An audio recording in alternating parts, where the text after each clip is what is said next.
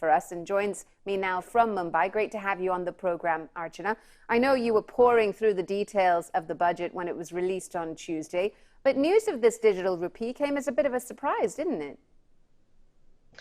Well, there has been talk of the government wanting to launch a digital currency. Remember, there is a regulatory vacuum currently in the country when it comes to cryptocurrencies. They're neither banned or prohibited, but they're also not recognized by the government.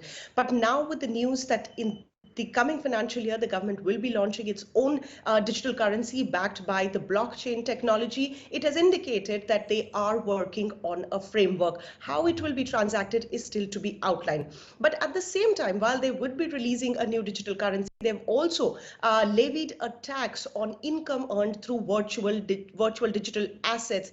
And analysts are reading it into two ways. One, that it effectively legitimizes the trading of private cryptocurrencies in the country. And secondly, with the tax being on the higher bracket, the government may be aiming to regularize and aiming to reduce the attractiveness of the space, because the central bank has said that private cryptocurrencies are very risky. But at the same time, in India, there is a boom. More than 15 to 20 million crypto investors are trading on an estimated basis. Fascinating stuff. Archana, the other big thing to come out of the budget was social spending, or the lack of it. Tell us more. While, the finance minister did deliver on her promise of spending a lot on infrastructure and manufacturing to boost consumption in the long run, social sector spending has actually seen a cut. Rural spending for schemes in rural India that account for 3/4 of the country have seen a dip.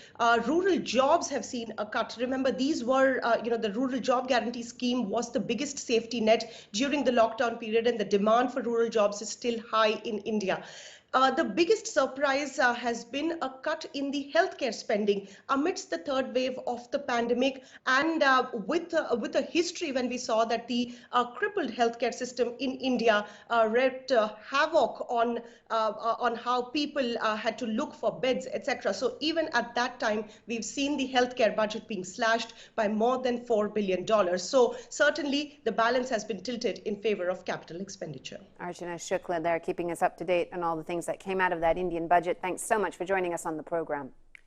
Well, the pandemic now into its third